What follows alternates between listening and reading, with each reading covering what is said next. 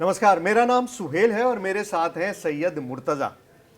देखिए, पाकिस्तान अपनी हरकतों से बाज नहीं आता, ये तो हम सब जानते हैं। लेकिन अब आसिम मुनीर, जनरल आसिम मुनीर, जो पाकिस्तान के डी फैक्टो हेड हैं, वैसे तो आर्मी फील्ड मार्शल हैं, लेकिन वैसे डी फैक्टो पाकिस्तान को चलाने वाले जो शख्स हैं आसिम मुनीर, उन्होंने एक बिल्कुल नई चाल चली है। और वो नई चाल क्या है?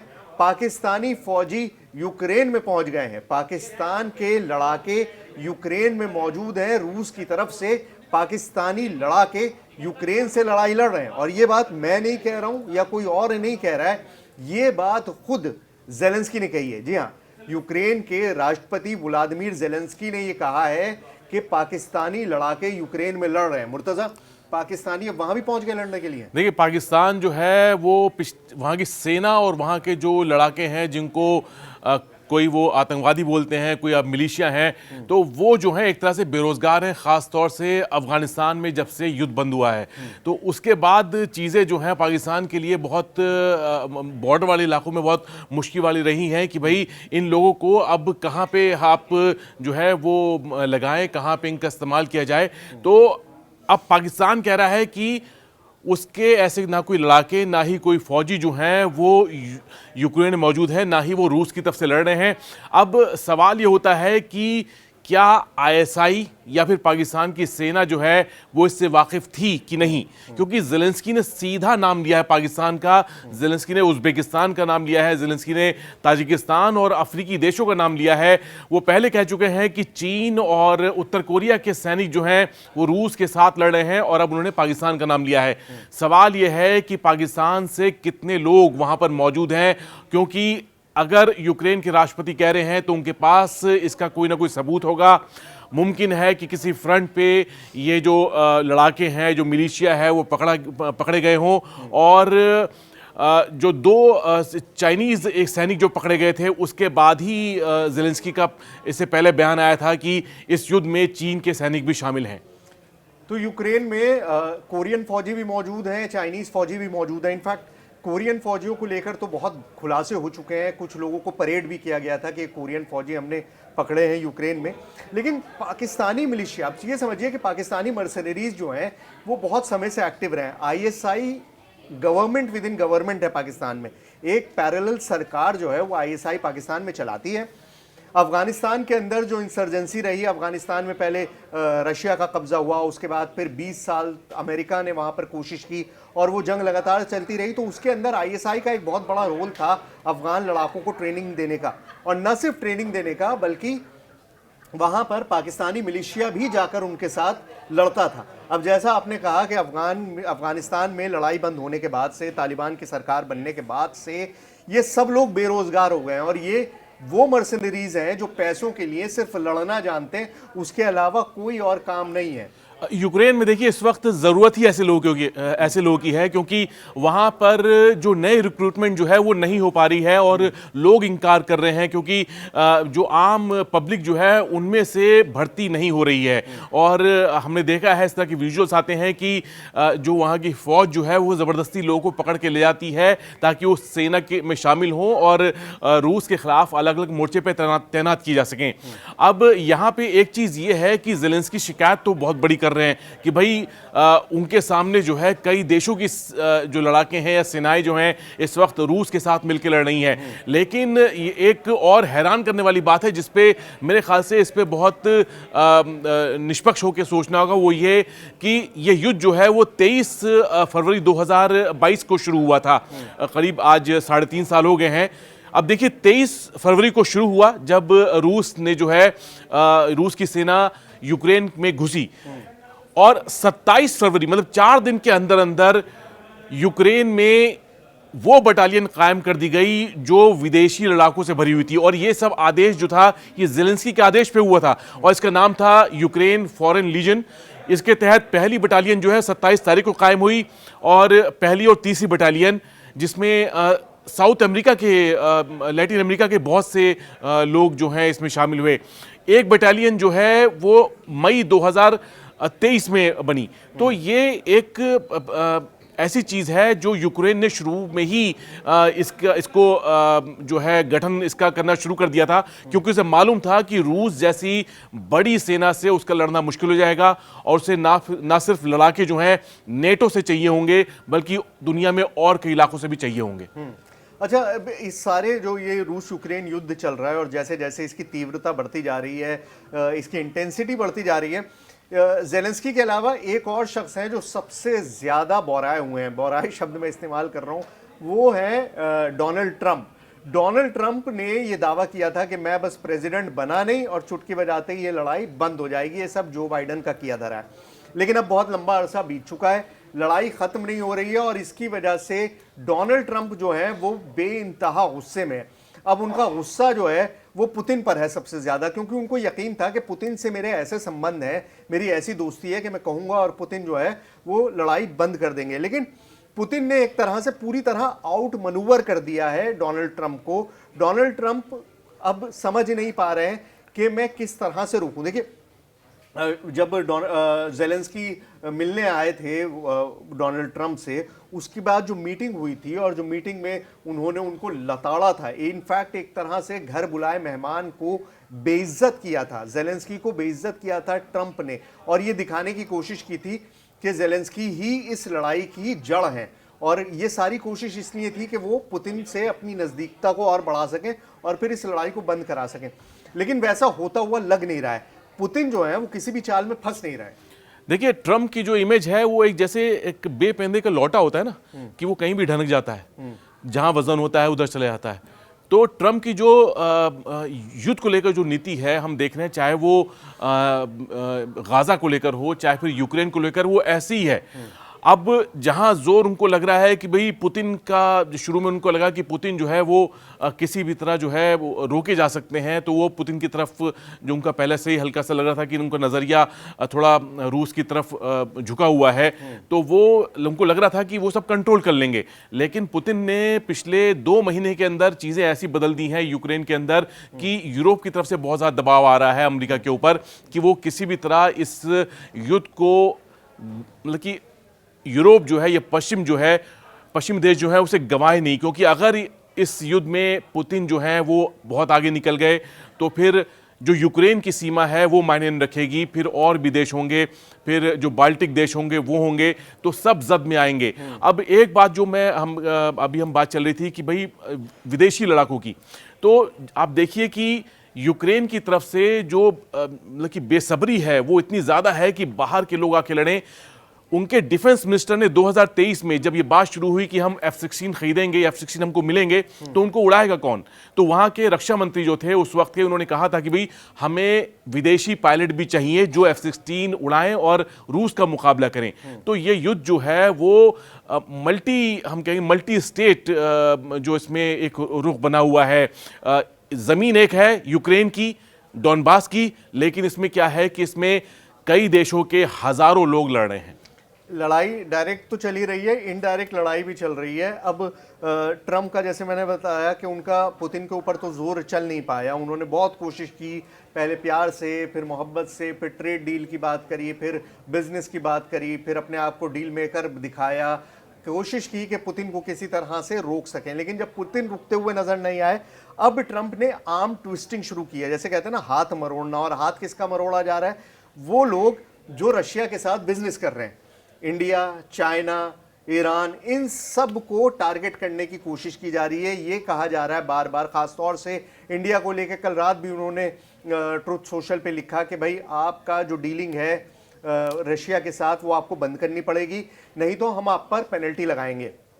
कभी टैरिफ की धमकी दे रहे हैं, कभी पेनल्टी की धमकी दे रहे हैं। कोशिश क्या है कि किसी भी तरह से हिंदुस्तान जो है, जो भारत है, वो तेल खरीदना बंद कर दे। अब ये एक ऐसी बात है जो कोई भी आदमी समझेगा। एक बात बताइए, तेल हमको 50 रुपए सस्ता मिल रहा है, एक जगह हमको तेल 100 रुपए मिल रहा है, एक जगह तेल हमको 50 रुपए मिल रहा है। आप कहां से तेल लेंगे भाई?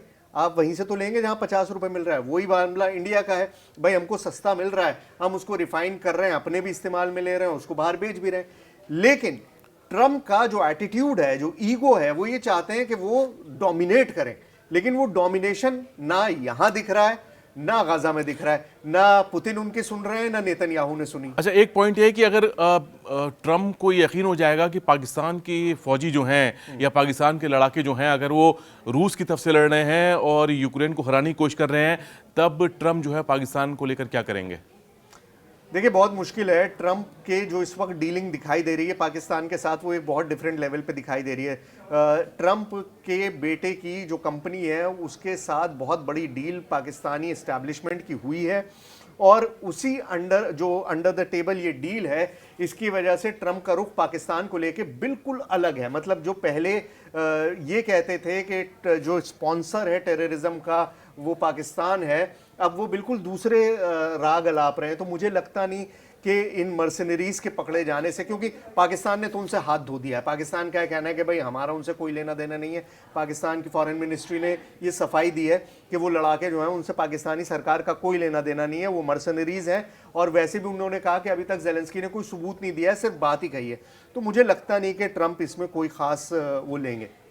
लेकिन जो सवाल मैं कर रहा था वो ये था कि ना पुतिन पे उनकी चल रही है और ना नेतन्याहू पे चल रही है। बहुत बड़ी बड़ी बातें करी, ट्रंप ने खुद अनाउंस किया कि बस डील होने वाली है, बस डील होने वाली है, गाजा डील होने वाली है, कुछ भी नहीं हुआ। लेकिन ना सिर्फ नेतन्याहू पे चल रही है, लेकिन सवाल यह है कि क्या नेतन्याहू की चल रही है?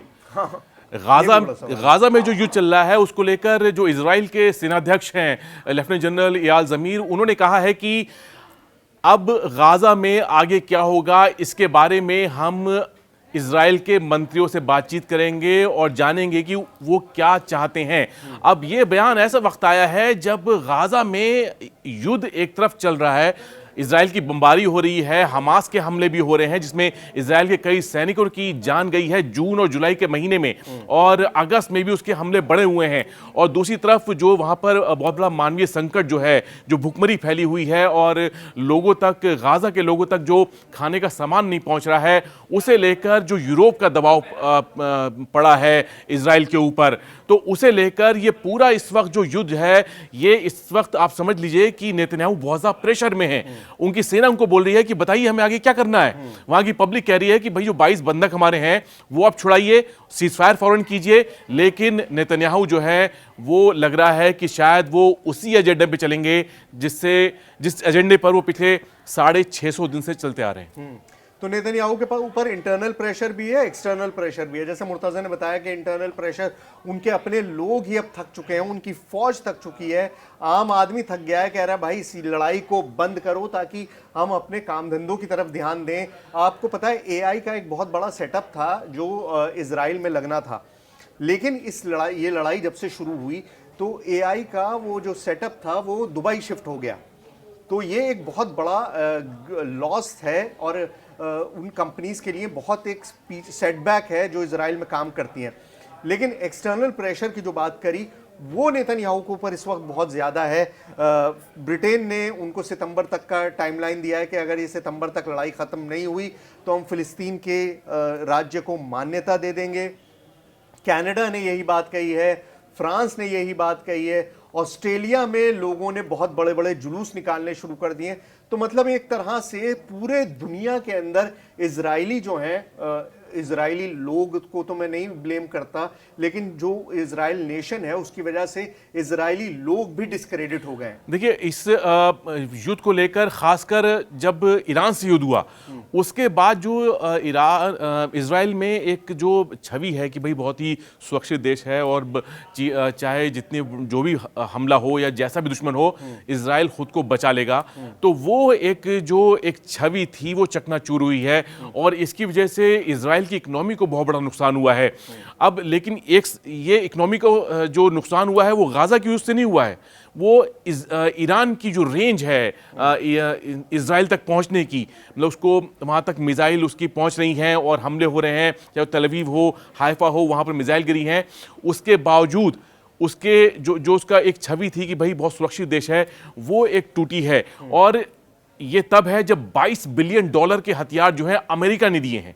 $22 बिलियन, मतलब समझ लीजिए कि पिछले 18 से 19 महीने के दौरान जो है अमेरिका से इतनी बड़ी जो है वो मिलिट्री मदद इजराइल को मिली है कि वो कई देशों से युद्ध लड़ सकता है। और अब भी यह है कि 7,000 बंकर बस्टर बम जो हैं वो इजराइल पहुंच रहे हैं समुद्र के रास्ते, आसमान के रास्ते, और ये एक बहुत बड़े युद्ध की तैयारी भी इसे देखा जा सकता है, क्योंकि 7,000 बंकर बस्टर बम जो हैं वो अब गाजा के जो मलबे में तब्दील हो जो इलाके हैं अब उस पर तो नहीं गिराए जाएंगे।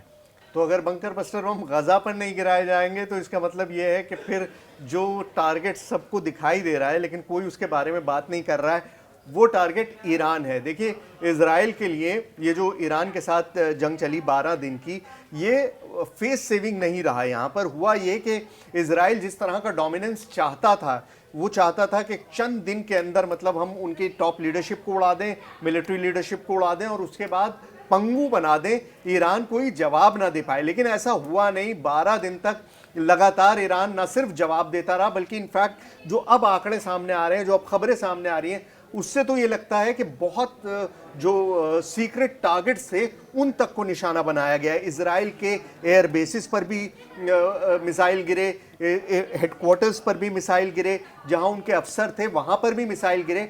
और न सिर्फ मिसाइल गिरे, इनफैक्ट जो जंग थी वो दूसरे डायमेंशन में चली गई है।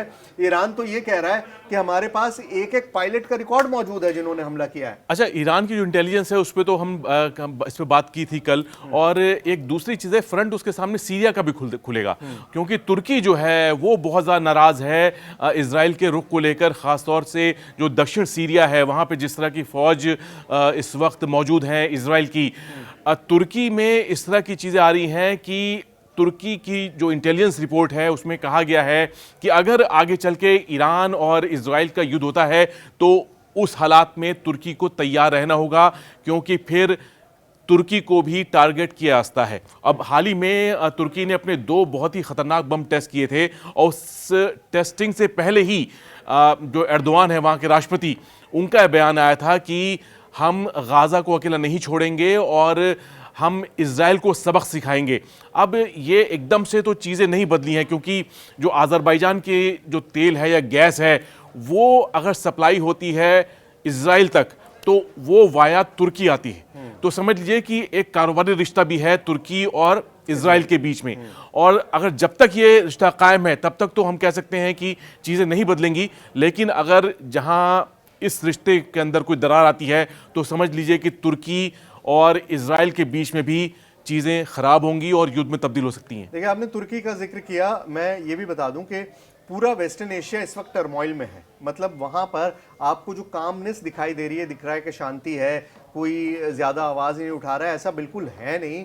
वहाँ की सरकारें आवाज़ नहीं उठा रही हैं, लेकिन वहाँ की जनता जो है वो गजा को लेकर वोकल होती जा रही है। दिन ब दिन उनका गुस्सा जो है वो बढ़ता चला जा रहा है। ख़ास तौर से मिस्र और जॉर्डन, इजिप्ट और जॉर्डन के अंदर पब्लिक रिएक्शन जो है ना वो बहुत ज़्यादा खतरनाक होता जा रहा है। और वहाँ की जो सरकारें हैं वो खुद, उनका वजूद अब खतरे में लगने लगा है। मतलब ऐसा नहीं कह रहा कि उखाड़ के फेंक देंगे। मिस्र के अंदर तो भाई मिलिट्री सरकार है तो उन लोगों का बहुत गहरी जड़ें हैं, लेकिन कहीं ना कहीं इजिप्ट में, मिस्र में भी ये लगने लगा है कि अगर गाजा का रेजोल्यूशन जल्दी नहीं हुआ तो हमारे साथ प्रॉब्लम हो जाएगी। और एक और जो कदम पिछले 48 घंटों में इजराइल के एक मंत्री ने उठाया है, उसने गुस्सा जो है वो पूरे मुस्लिम वर्ल्ड में फैला दिया है। बिल्कुल। बैन गुवेर पहुंचे मस्जिद अक्सा। मस्जिद अक्सा आप ये समझ लीजिए कि इस्लाम की तीसरी सबसे मुकद्दस, सबसे होलीएस्ट जगह है, और जेरूसलम के अंदर है, यरूशलेम में, और इजराइल के कब्जे में है, लेकिन बहुत ही मुकद्दस है, बहुत ही होली है इस्लाम के लिए। और वहाँ पर बेन गुवेर पहुँचे और उन्होंने वहाँ पर बयान दिए, उस तरह के भड़काऊ भाषण दिया और बहुत सारी ऐसी बातें कही जो मैं नहीं कोट करना चाहता हूँ, लेकिन उनकी इस विजिट ने पूरे मुस्लिम वर्ल्ड में एक तरह से आग लगा दी है। अच्छा, इस बयान के बाद जो उन्होंने कहा कि भाई, मैं बताता हूँ आपको, उन्होंने कहा कि गाजा को हम इजराइल में मिला लेंगे और गाजा के लोगों को बाहर निकाल देंगे, ये उनके शब्द हैं, और वहाँ पे इजराइल के लोग बसेंगे, ये बात उन्होंने कही है। और इसके बाद ट्रम्प का ही बयान आया। ट्रम्प ने कहा कि गाजा में हमास का सफाया ज़रूरी है और इसके बिना जो है वो गाजा को लेकर जो लक्ष्य है वो पूरा नहीं होगा। तो अब इस वक्त जो है गाजा को लेकर एक जो ट्रंप की एक हम पहले समझ रहे थे कि बहुत ही नर्म नीति को लेकर चल रहे हैं और वो कुछ हल निकालेंगे, खासकर स्टीव विटकॉफ जो हैं, जब उन्होंने वहां पर नेतन्याहू के पास भेजा और उसके बाद उनका बयान आया, उससे लगता है कि गाजा को लेकर अभी युद्ध जो है अगस्त में और ज़्यादा तेज हो सकता है। तो गाजा में अब आप ये समझिए कि मतलब कहीं ना कहीं देखिए इस क्रेडिबिलिटी को तो आपको सवाल उठाना पड़ेगा। हमास ने इतने दिन तक इस लड़ाई को सस्टेन करके ये दिखा दिया है कि आप कितनी भी बड़ी ताकत हो, लेकिन जब आप किसी दूसरे के घर में घुसते हैं तो फिर आपको मुश्किल तो पड़ती है। और ये मुश्किल इजराइल फेस कर रहा है लगातार इस लड़ाई के अंदर। अभी तक अपने बंधक नहीं छोड़ा पाया है और जिस तरह का वीडियो जारी किया हमास ने इजरायली बंधकों का, उसने पूरे इजराइल में एक तरह से आग लगा दी है। अब वापस घूम फिर के बात फिर वहीं आती है कि इन दोनों लड़ाइयों में जिस इंसान की क्रेडिबिलिटी को सबसे बड़ी ठेस पहुंची है गाजा में और यूक्रेन में, वो डोनाल्ड ट्रंप है, अमेरिका के राष्ट्रपति डोनाल्ड ट्रंप, जो इस वक्त ऐसा लगता है कि आंखों पे पट्टी बांध के और सिर्फ तलवार चला रहे हैं कि किसी के तो लग जाए, कहीं तो कोई धराशायी होकर गिर जाए, और सुन उनकी कोई नहीं रहा है। इनफैक्ट उनके खुद के जो लोग हैं, मैंने पहले भी शायद इस बात का जिक्र किया है कि ट्रंप के बारे में उनको कहा जा रहा है टैको। टैको एक खाने की चीज होती है मैक्सिकन, लेकिन ट्रंप को टैको कहा जा रहा है और टैको का फुल फॉर्म है Trump always chickens out. Trump हमेशा जो कहते हैं उससे पलट जाते हैं, हमेशा वो पलटी मार लेते हैं। तो ये ट्रंप के लिए लगातार कहा जा रहा है और इन दो लड़ाइयों ने, इन दो वॉर जोन्स ने ये बात साबित कर दी है कि ट्रंप बातें बहुत बड़ी बड़ी करते हैं पर डिलीवरी जो है उतनी नहीं होती। अब देखिए, चीन के साथ युद्धाभ्यास हुआ है रशिया का, और ये इसका वक्त तो पहले से निर्धारित था, लेकिन इसकी टाइमिंग देखिए आप। इसकी टाइमिंग ऐसे वक्त है कि जब पुतिन और डोनाल्ड ट्रंप दोनों के बीच बातचीत की गुंजाइश जो है वो देखी जा रही है। लेकिन चीन जो है वो भी अब इसमें रूस के साथ साफ साफ खड़ा नजर आ रहा है और उसने एक तरह से कह दिया है कि भाई पुतिन जो है इस युद्ध में अकेले नहीं है। जिनपिंग जो है बहुत ही खामोश रहते हैं, लेकिन जो उनकी मैसेजिंग जो है खासकर यूक्रेन के युद्ध को लेकर और ईरान को लेकर वो बहुत ही क्लियर कट है और ये बात जो है वो व्हाइट हाउस तक है वो पहुंचा दी गई है। तो ये जो चाइना, रशिया और ईरान का एक्सिस जो बना है उसने ट्रंप को वाकई में बहुत ही ज़्यादा घुमा दिया है। उनको ये समझ नहीं आ रहा है कि अब करना क्या है, और वो टैरिफ का लगातार सीना पीट रहे हैं कि हम टैरिफ इधर लगा देंगे, हम इधर लगा देंगे, हम इधर लगा देंगे, लेकिन उस बात का असर जो है वो अभी तक ग्राउंड पे नहीं दिख रहा है। लड़ाइयाँ जारी हैं, उसी तरह से जारी हैं, मर्सनरीज पहुँच रहे हैं और अभी पता नहीं और 2025 में हमें क्या क्या देखने को मिलेगा।